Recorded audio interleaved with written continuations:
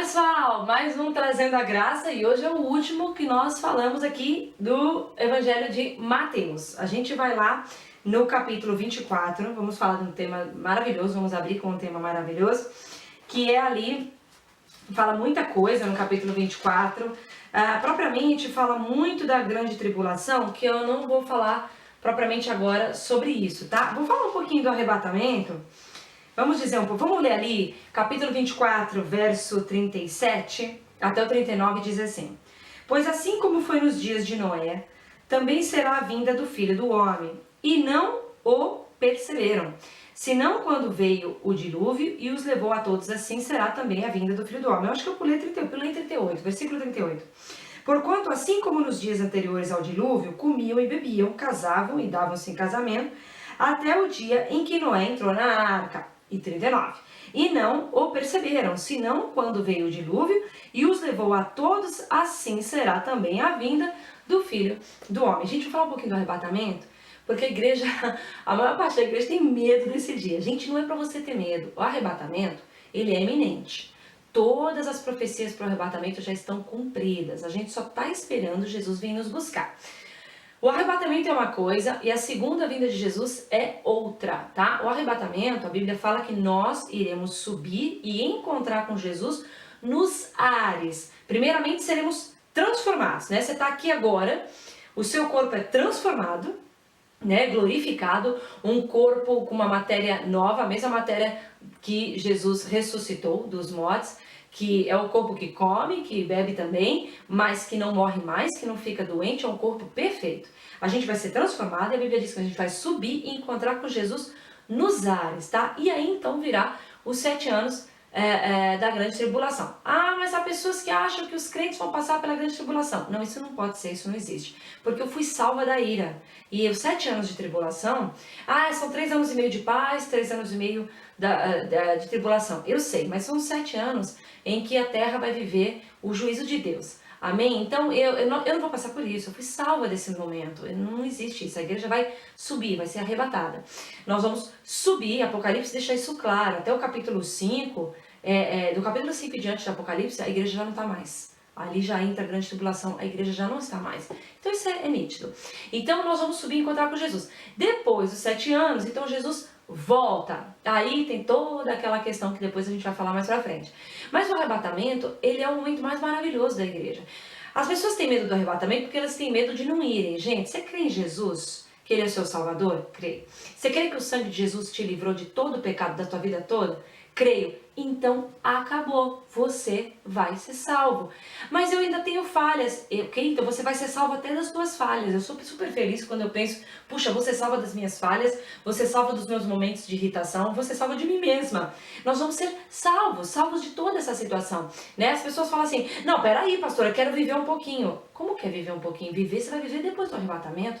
O próprio Jesus disse, no mundo tereis aflições. O mundo é uma aflição, irmãos. A gente vive aqui nos segurando na fé e na palavra, porque na realidade nós temos aflições diárias. Passar frio é uma aflição, passar calor é outra aflição, você não vai passar por isso. Então passar vontade para ter alguma coisa é uma aflição. Então na realidade essa vida, ela é engano, a gente está no mundo caído. A gente foi salvo, graças a Deus, vivemos pela fé, a graça nos sustenta nesse mundo para termos todas as coisas e sermos felizes, mas feliz mesmo a gente vai ser quando formos arrebatados. Então arrebatamento é o melhor momento da igreja, a igreja tem que desejar isso. Isso é saúde para a igreja, desejar o arrebatamento sem medo, porque não interessa se você tem falha ou não, se você creu em Jesus para ser salvo, você vai ser arrebatado, ponto final e acabou, e vai ser salvo de você mesmo e de toda a situação desse mundo. Às vezes eu olho tanta injustiça no mundo, eu penso, nossa, Jesus podia buscar a gente logo, e o juízo de Deus vem sobre a terra, e vir um milênio, sabe, onde o reino de Jesus vai ser estabelecido, e tudo vai ser governado com justiça. A gente tem que desejar esse momento, é bom esse momento, fica tranquilo que se você recebeu Jesus como Salvador, você é salvo, tá? Não tenha medo de você.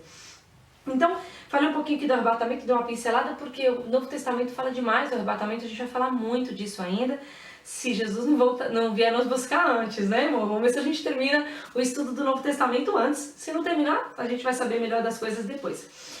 Vamos no capítulo 25, ainda tem, eu anotei aqui o 34, não, a gente vai seguir, isso mesmo. Vamos pro... tem aqui uma passagem sobre... eu não sei onde eu anotei. sobre... Não, vamos no 26:31. Vamos no 26:31. Capítulo 26:31. É porque tem uma passagem aqui...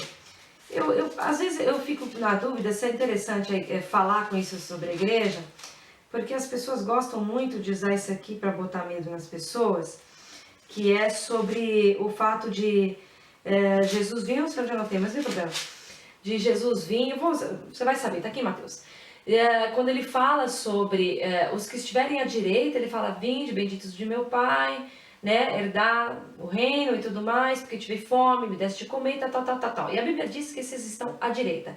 E os que estavam do outro lado, da esquerda, foram amaldiçoados. Ah, mas aí você compara aquele momento com... Viu, a pessoa fez obras, ela deu de comer, ela deu de beber, ela fez por uma pessoa, por isso que ela foi salva. Presta atenção. Estar à direita significa que a pessoa é justa. Você pode ver que tudo que fala sobre a direita, o ladrão que estava à direita na cruz, ele foi justificado por Jesus. Quando você vê a mão direita que abençoa, sempre Jesus senta à direita, a Bíblia diz que nós estamos assentados com Ele à direita. A direita sempre mostra a justiça. Nós estaremos à direita porque nós somos justificados. A justiça foi colocada a nós, né? Fala quando Jacó abençoa os filhos de José e ele põe a mão direita no maior e no menor, e depois ele cruza as mãos, né? E abençoa o menor com a direita e abençoa o maior com a esquerda. E José até tentou descruzar as mãos dele, e ele falou, não, mas é assim que tem que ser. E na cruz, Deus também cruzou as mãos, né? Ele pôs a direita em nós e a esquerda em Jesus, ou seja, nós tomamos o lugar de Jesus, Jesus tomou o nosso lugar e a gente recebeu tudo, a justiça dele. Então nós estamos à direita. E a direita são os justificados. Ah, mas aqui está dizendo que deu de beber, que deu de comer, que foi na prisão. Isso é fruto. Isso é fruto. Todas as atividades do Novo Testamento a respeito das pessoas são frutos, pessoal, fruto. Porque aquele que me ama é o que cumpre os meus mandamentos. Fruto, fruto. Quando você vê uma pessoa fazendo coisas boas, aquilo é fruto do amor. Quando eu falo coisas boas, eu falo realmente coisas de vida. Eu não falo só fazer o bem e fazer o mal também. Eu falo coisas de vida, coisas que se parecem com Jesus realmente. É fruto. Então essas coisas são frutos, tá bem? Pronto, mas vamos seguir. Isso que eu queria falar sobre a passagem. Eu exatamente não tô... o grande julgamento, acho que... aqui. É o grande julgamento que fala no capítulo 25, verso 37. Então perguntarão os justos, Senhor, quando foi que te vimos com fome, te demos de comer e tal. É nessa passagem, tá? Mateus 25, depois você lê lá no verso 36 e 37, 35, que fala sobre isso, tá? Então fala dos justificados, os que estão à direita. Depois a gente segue lá, no capítulo 26, diz no versículo 31, a gente está quase terminando. Então Jesus lhes disse, essa noite todos vós escandalizareis comigo, porque está escrito. Não é esse. 26, 31. Me perdi. 26, 31. Não, perdão. 26, 39. 26, 39 diz assim.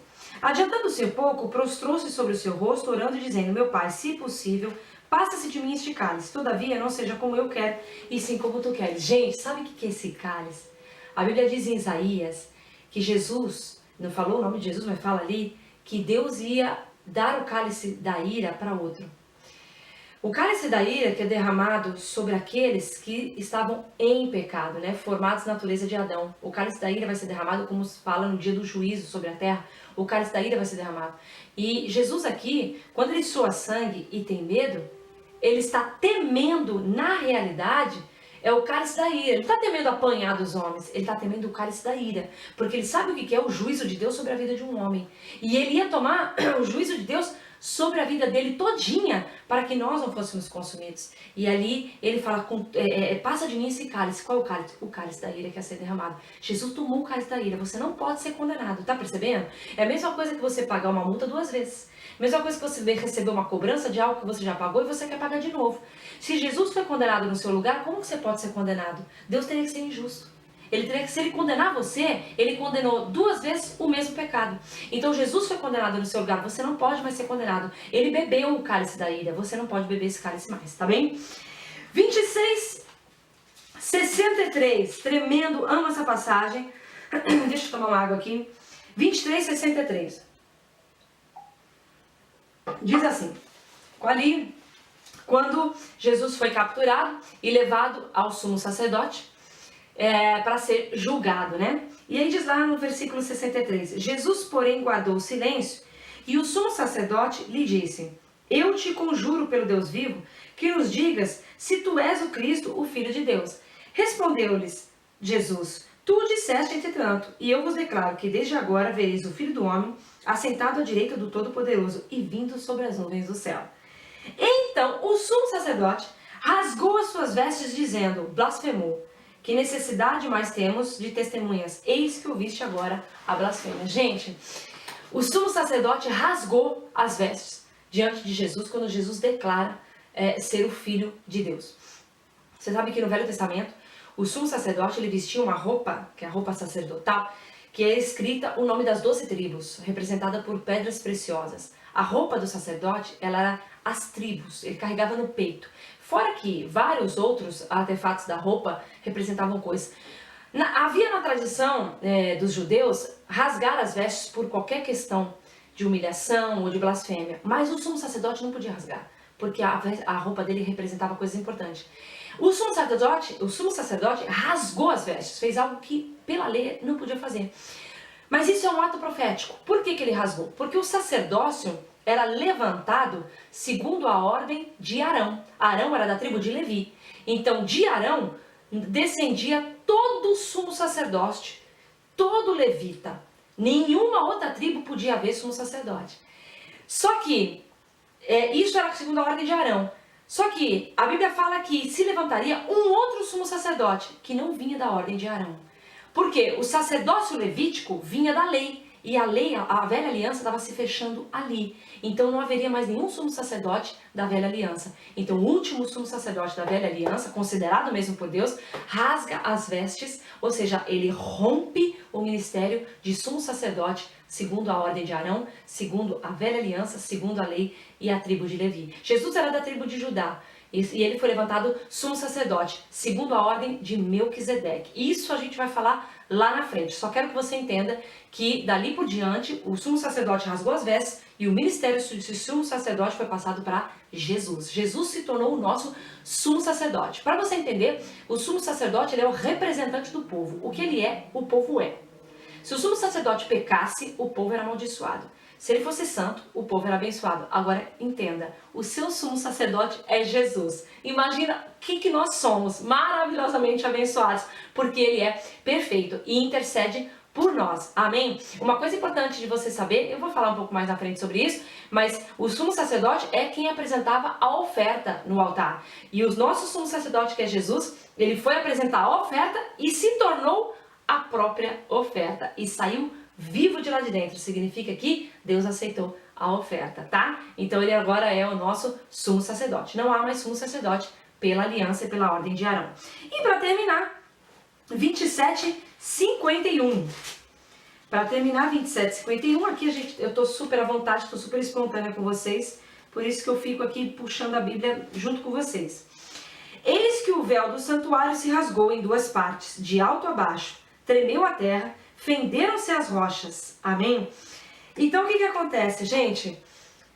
O véu, atrás do véu era onde se fazia o sacrifício. O sumo sacerdote entrava lá dentro e fazia o sacrifício. Se ele saísse vivo, significa que Deus aceitou a oferta. Por isso que a Bíblia fala que a gente tem que crer que Jesus ressuscitou, significa que Deus aceitou a oferta. E o que aconteceu aqui? Quando Jesus morreu, o véu se rasgou. Significa que o acesso que era somente do sumo sacerdote é de cada um de nós agora. Por quê? Porque todos se tornaram justos e a Bíblia fala que todos se tornaram também sacerdotes pela fé. Ou seja, eu tenho o mesmo acesso a Deus agora que o sumo sacerdote tinha. O véu se rasgou. Por isso, gente, que seria impossível pela lei você poder orar, porque Deus não poderia te ouvir. Você só pode orar e falar com Deus porque há sangue sobre você. Uma coisa importante para fechar aqui, para você entender, que eu gosto muito de bater na salvação, que no Egito, quando mataram o cordeiro para o espírito da morte passar e matar os primogênitos, quando mataram o cordeiro e puseram sangue nos umbrais da porta, quem tivesse para dentro da porta não iria morrer. Gente, tinha egípcio dentro da porta, era os judeus quem estavam lá dentro, mas tinha egípcio que se refugiou lá dentro. Tinha os judeus lá dentro que não eram perfeitos, mas o sangue estava na porta. Não interessa. O espírito da morte não passou lá. Por isso, você tem que entender que o sangue de Jesus está sobre a sua vida. A morte não vai passar sobre você. A condenação não vai passar sobre você. E se você falhar? Se você falhar, você sabe que falhou, porque a tua nova natureza vai te puxar para isso. Mas você não perde a salvação mais. A condenação não pode vir sobre você, nem o espírito da morte, porque há sangue sobre a sua vida. Amém? Esse foi o estudo do livro de Mateus, trazendo a graça pelo livro de Mateus. Na próxima aula teremos o livro de Marcos, mas por enquanto você vai ficar com esse estudo. Aproveite bastante e a gente vai voltar ainda com o Evangelho de Marcos, trazendo graça para vocês. Deus abençoe, em nome de Jesus.